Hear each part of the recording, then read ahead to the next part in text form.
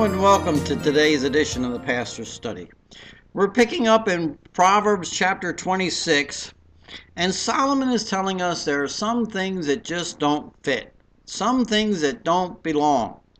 He says here, snow in the summer. Well, we all know that snow in the middle of a hot summer day just doesn't work. And he says, and rain in fall, he says rain typically doesn't come in the harvest time.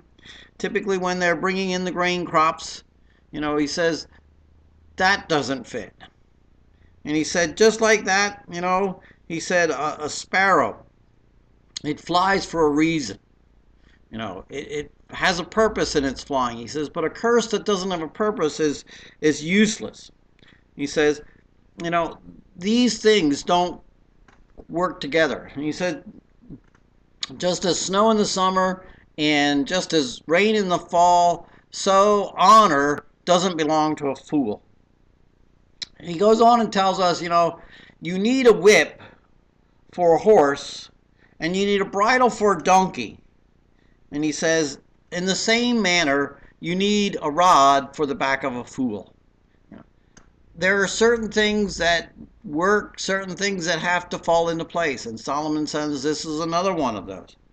Then he says that, when a fool has a smart remark, some kind of mocking, some kind of slander, he says, don't answer the fool according to his foolishness. He says, when you do that, when you start getting back at him, when you start trying to get even in your comments, when you start putting them down like they put you down, he says, guess what? You become like them. You become the fool. They're already the fool. Don't become like them. What a challenge for us to think about. Things that belong, things that don't belong, how we act around other individuals, These are things that we should think about. There are certain things that we should take into our lives.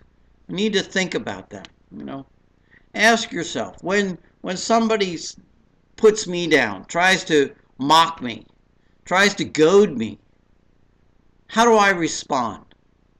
If I respond like they did to me, you know what? I become like them. So think about it and ask yourself, how would God want me to respond? He tells us elsewhere in Scripture that when our enemy is hungry, we should feed them. So we should respond in a kind, loving manner.